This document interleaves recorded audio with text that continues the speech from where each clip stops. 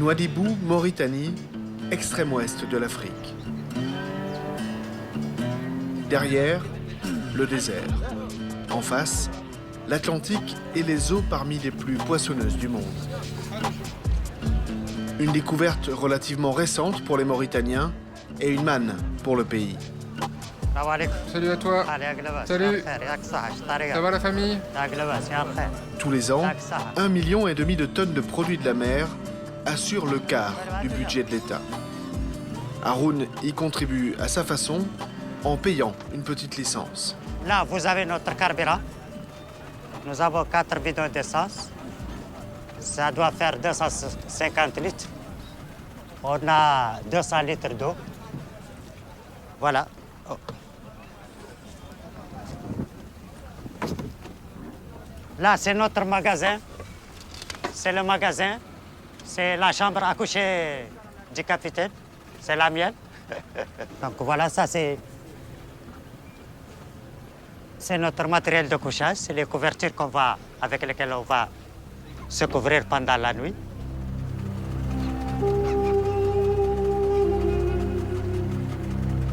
Haroun, comme tous les petits pêcheurs mauritaniens ou sénégalais, n'a pas d'énormes besoins.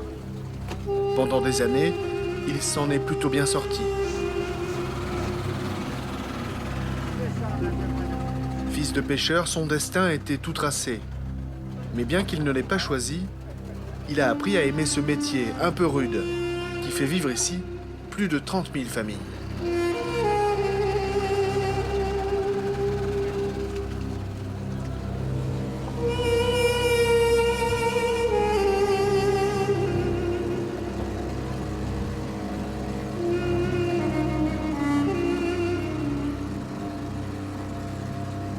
Là,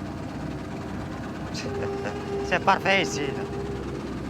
À ce moment-là, c'est le meilleur moment où je me sens vraiment moi.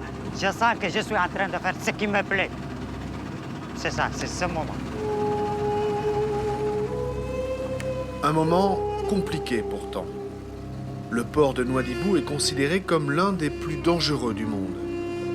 Il est encombré de carcasses, souvent même pas signalées. Là, c'est l'épave la plus dangereuse. Ça, c'est un bateau, il s'appelle Maria Yasmine. Il est là depuis bien avant la Première Guerre mondiale. Donc, il est toujours là. Cette épave nous cause chaque jour des accidents. Parce que là, heureusement que nous sommes venus au moment de la basse mer. Sinon, les bateaux vont venir là-dessus.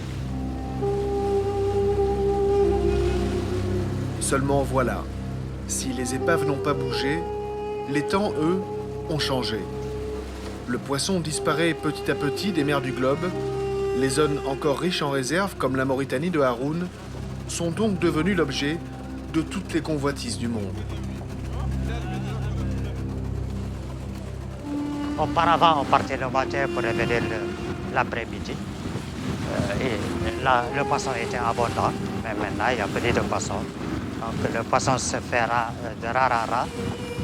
Voilà, nous sommes obligés d'aller plus loin, d'essayer de rester le plus longtemps pour essayer de réduire les dépenses, minimiser les dépenses en carburant.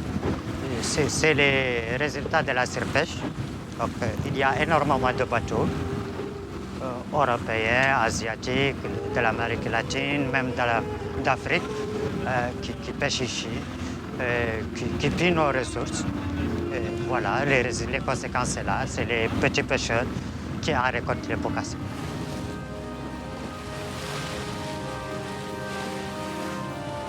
Haroun et ses compagnons ne pèsent pas grand-chose face à ces monstres qui ratissent méthodiquement les eaux mauritaniennes. En 10 jours de campagne, un petit pêcheur amène une demi-tonne de poissons. Ces navires-usines en traitent 250 tonnes en une seule journée. Plus d'1 million de tonnes par an, 6 fois plus qu'il y a 20 ans.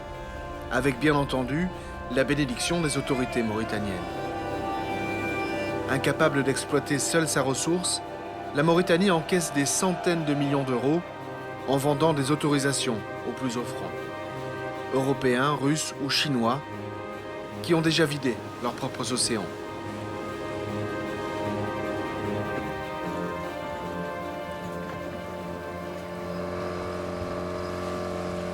Il y a bien des quotas, quelques moyens de surveillance, mais les navires océanographiques du pays sont un peu fatigués, et ses chercheurs aussi.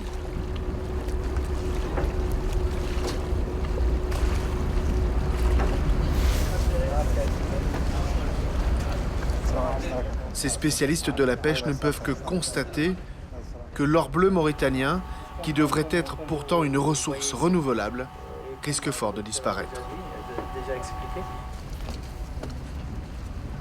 Il ne faut pas se cacher, effectivement, de dire qu'on est devant une catastrophe et alerter l'opinion publique, alerter le pouvoir public, alerter tout le monde qu'il y a une catastrophe. Mais je pense aussi que le manque d'exploitation n'est pas une option, n'est pas une option viable. Qu'on a des milliers de gens à nourrir, des milliers de chômeurs qu'il faudra effectivement, donc, pour lesquels il faut trouver des emplois, et que tout en assurant la durabilité qui doit être effectivement le point cardinal de tout ça, parce que le nombre de poissons qui détermine le nombre de pêcheurs, qui détermine le nombre de navires, et pas l'inverse. Le poisson mauritanien pourrait réduire l'insécurité alimentaire de ce pays du Sahel particulièrement fragile. Pourtant, l'immense majorité des ressources exploitées en Mauritanie part directement à l'étranger. Un paradoxe de plus. Mais l'opinion publique mondiale a d'autres chats à fouetter. Au printemps dernier, Greenpeace a multiplié les coups de force et les campagnes de protestation dans les eaux mauritaniennes. Sans déranger les mastodontes qui continuent à chaluter les fonds. Nous sommes en train de peindre le mot pilleur sur cette coque. Nous voulons montrer qu'il y a trop de navires qui pêchent en ce moment dans ces eaux. Nous faisons cela afin que l'Union européenne prenne bien conscience de la surcapacité de sa flotte, en lui montrant ce que cela signifie concrètement.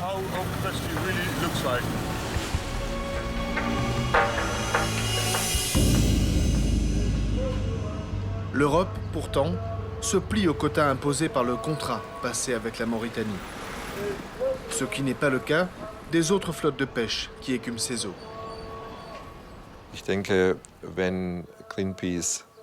Je pense que si Greenpeace pointe à raison des problèmes, alors ça ne nous dérange pas. Mais nous pensons aussi que Greenpeace doit être objective. Et que donc il ne faut pas seulement désigner les bateaux européens. Je pense que si les demandes pour une pêche durable sont sérieuses, alors elles doivent valoir pour tous les bateaux, et pas seulement pour une partie d'entre eux.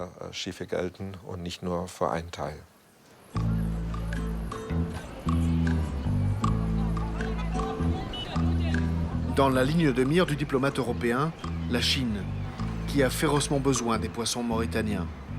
Une Chine qui sait se rendre précieuse. Elle a construit des palais gouvernementaux, des stades, des casernes, des hôpitaux. Et elle est en train de terminer la modernisation du port de l'Amitié dans la capitale, Nouakchott. Ce dont les diplomates chinois ne sont pas peu fiers.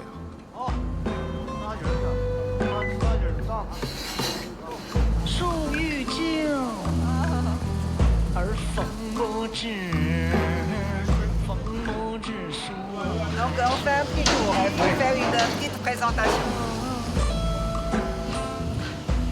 Alors vous voyez, c'est un nouveau quai pétrolier. Il vient de finaliser. Et on a dit que pour le moment c'est le plus moderne dans le pays.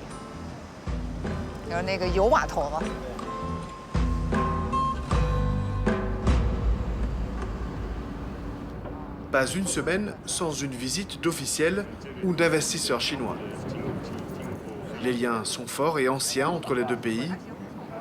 La Mauritanie a besoin de la coopération chinoise et la Chine a besoin du vote de la Mauritanie à l'ONU.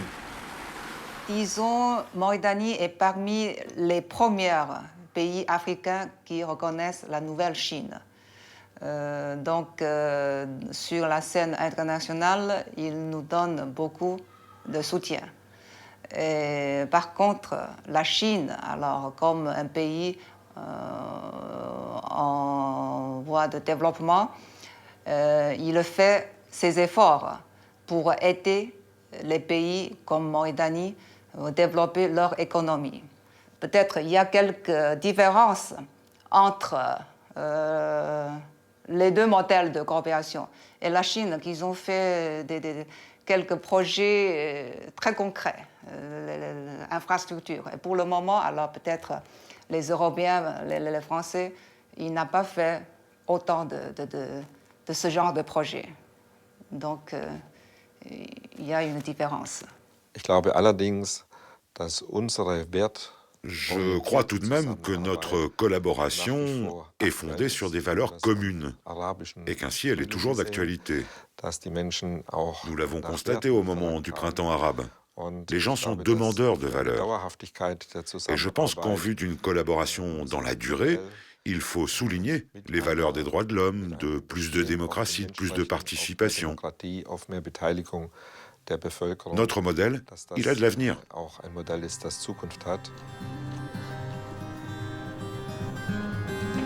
Pas si sûr.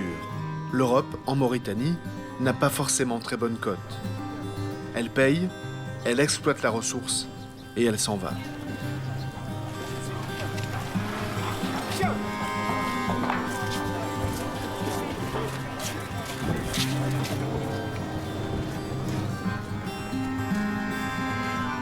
Haroun et son équipage savent bien que leurs prises trouveront des clients, prêts à payer cher les meilleures prises. Toute la pêche artisanale, ou presque, part vers l'Europe ou l'Asie.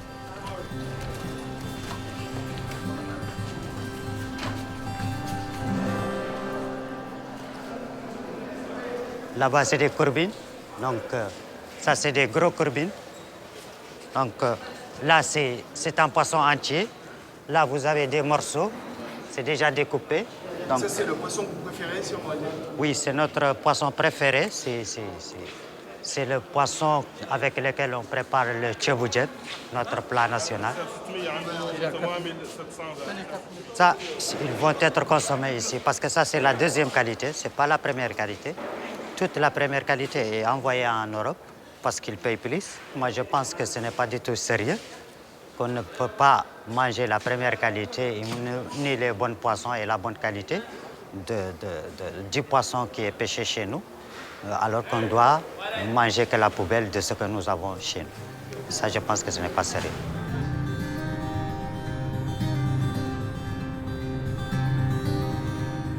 Haroun n'est pas très heureux de tout ça. La pêche devient de plus en plus dure pour lui. Les énormes contrats négociés avec les grandes nations de la pêche lui passent légèrement au-dessus de la tête. Et son pays ne décolle toujours pas.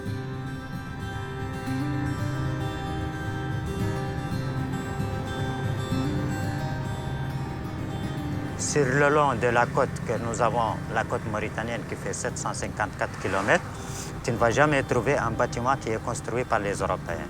Alors que tu vas trouver des hôpitaux, des dispensaires, des centres de formation pour les pêcheurs, des campements et tout ça. C'est soit asiatique, et en l'occurrence chinois ou japonais.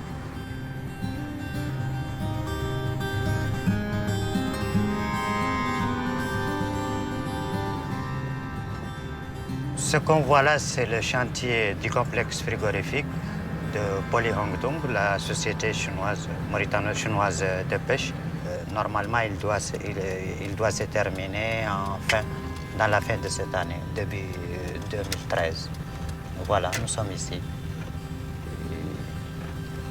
On arrive. Règle de base de la coopération chinoise, le gagnant-gagnant.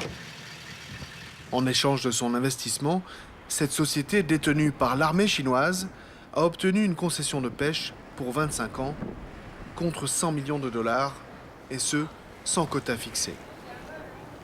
C'est ce que l'Union européenne paye chaque année, avec en plus des limitations de tonnage. Mais les Chinois ont promis la création de 2500 emplois locaux et ce sont de redoutables négociateurs. On va bientôt terminer. Vous allez bientôt terminer? Ouais, à peu près le septembre. Comme Septembre, oui. C'était ça. Tout terminé. Là-bas, alors ça c'est le domicile. Domicile C'est la pour base. notre ouvrier et notre cadre gestion. Si, ça c'est, on construit le frigo, le grand frigo. Et là-bas, ça c'est le traitement de poissons. Le chantier fait déjà vivre plusieurs centaines de familles locales, tout comme les usines de farine de poisson qui sortent du désert partout autour de la ville et qu'il faudra bien approvisionner.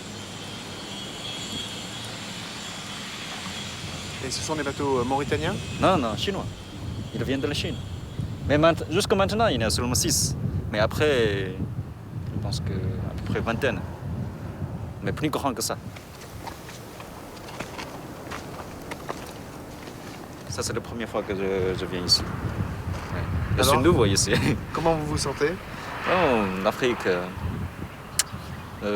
gentil, simple. C'est vrai. Mauritanien, spécialement. Simple. Oui, en tout cas, merci. Merci d'être venu ici. Merci d'être venu ici. On peut continuer un peu la visite? Oui, si vous voulez. Allez, on va continuer un peu, tant qu'on peut visiter. Ça, c'est on- mon chantier, le chantier. Bon, je vois un édifice, je vois quelque chose qui va nous servir. Voilà. Même le poisson qui est débarqué ici, sûrement on va en trouver au marché. Sûrement un docker qui va débarquer ça. Sûrement un chauffeur mauritanien qui va conduire une voiture pour les Chinois. Ça, c'est très important.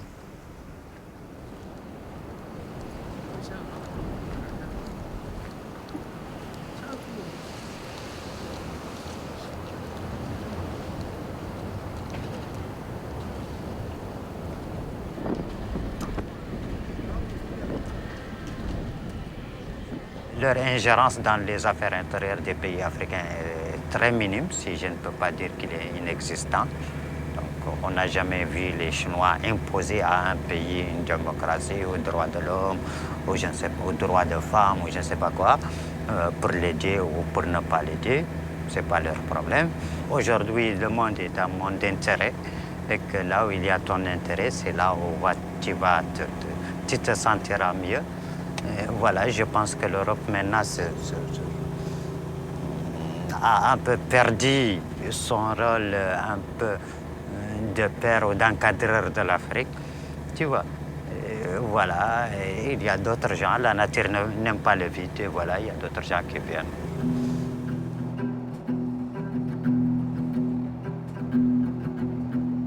Forte de cette alliance avec la Chine, la Mauritanie a désormais les moyens de jouer la surenchère et demande à l'Europe plus d'argent contre moins de prise.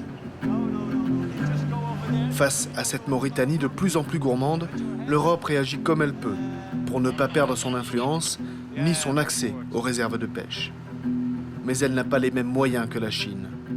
Son plus gros programme à Nouadhibou ne pèse que 28 millions d'euros. Une grosse société néerlandaise a été chargée cette année de nettoyer le port de ces dangereuses épaves, aide désintéressée bien sûr. Je fais ce travail depuis de nombreuses années et je n'ai jamais vu un chantier de démantèlement d'épaves d'une telle dimension. C'est incroyable. Ce qu'on voit, c'est un nombre incroyable d'épaves dans la baie.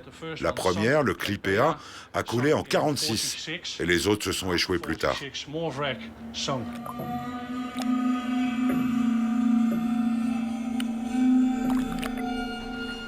28 millions d'euros facturés exclusivement par une société européenne. Le travail est terriblement technique et il nécessite des moyens de levage ou de découpe très sophistiqués dont les Mauritaniens ne disposent pas. Le chantier est donc entièrement aux mains des Européens.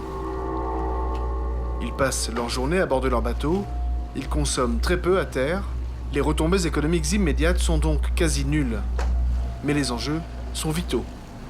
Nous devons enlever 74 épaves afin de rouvrir l'accès au port. Ils ont un petit port, donc en enlevant ces épaves, ils vont pouvoir l'agrandir et la croissance économique va automatiquement suivre. C'est très important pour ce pays de pouvoir accueillir plus de navires, de plus gros tonnage, pour pouvoir traiter plus de fret dans l'avenir.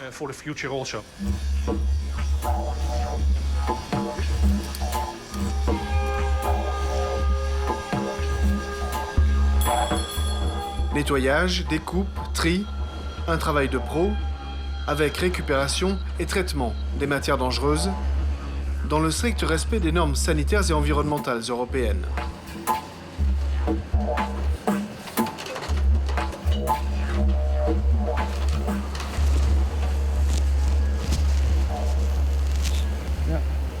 Ça fait un sacré tas de ferraille, n'est-ce pas?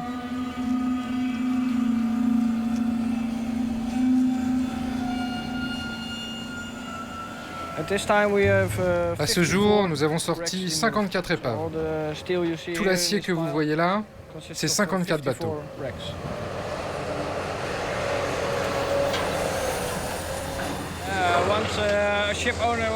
Voilà, et il y a 30 ou 40 ans, il y a eu des armateurs très fiers de leurs bateaux flambant neufs. Et maintenant, ils sont là, à la découpe. Ça va être revendu pour faire de l'acier neuf. C'est le cycle de la vie.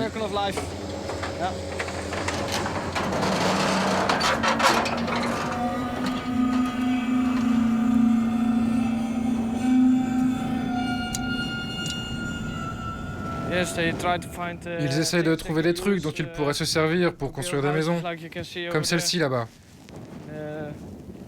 La pauvreté est forte ici. Ils peuvent tout récupérer, des bouts de plastique, du bois. Et ils font des structures comme ça. Et en fait, ils vivent là-dedans. Ceux-là ne peuvent même plus gagner 3 sous en revendant la ferraille. Les Européens s'occupent de tout, y compris de la revente des matériaux récupérés. Dans 3 mois, en tous les cas, le port aura été nettoyé. Et l'Europe espère bien que ce petit cadeau lui permettra de renégocier favorablement ses accords de pêche avec la Mauritanie, qui viennent à échéance en juillet 2012. Un contrat scruté à la loupe par un réseau de journalistes qui œuvrent pour une pêche responsable en Afrique de l'Ouest. Parmi eux, Jaina Daïda. Pour cet observateur attentif, la ressource halieutique de Mauritanie est en sursis. Ça a été une dilapidation et un raclage de fonds vraiment exponentiel qui a fait qu'aujourd'hui, outre les accords que nous avons avec l'Union européenne, la Chine a été l'un des pays qui a d'une certaine manière, asséné pas le coup de grâce, mais asséné un coup fatal à la ressource mauritanienne. Capitale de la Mauritanie depuis 70 ans à peine, Nouakchott était auparavant une zone de campement pour les nomades. Désormais sédentaires, les Maures ont appris à vivre avec les produits de la mer.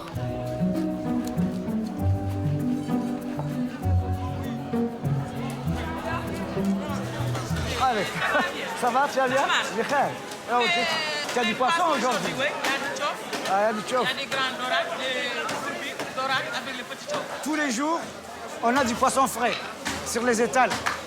Donc, ça contribue à stabiliser les revenus familiaux et ça offre de la protéine aux populations. Donc, forcément, c'est très important pour le pays.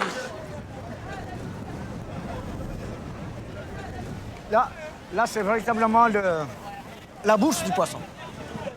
Mais même ici, depuis ces petits étals, l'or bleu de la Mauritanie part au plus offrant. Donc à des courtiers en liaison avec les marchés européens. Histoire de grossir un tout petit peu les 400 000 tonnes de poissons que les Européens pêchent directement. Le pire qui puisse arriver, c'est que l'Union européenne et la Mauritanie ne signent pas d'accord et que la Mauritanie cherche à trouver d'autres partenaires qui ne soient pas très regardants sur les questions environnementales, sur les stocks halieutiques, sur la pratique d'une pêche responsable. Vous pensez en particulier à la Chine? Entre autres. Entre autres? Entre autres, parce qu'il y a aussi, parfois pour le pélagique, on peut soupçonner que les pêcheurs russes peuvent quand même être faillibles par rapport à ces déshydratants.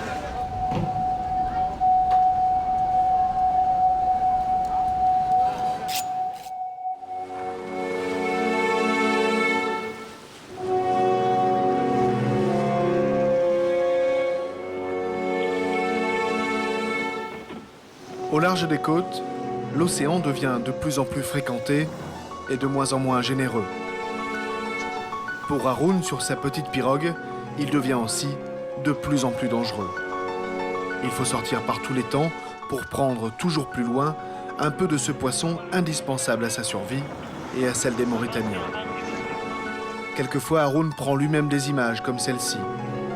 Si la mer ne l'engloutit pas, il pourra ainsi montrer à ses enfants qu'il fut un temps où elle savait récompenser les hommes comme lui.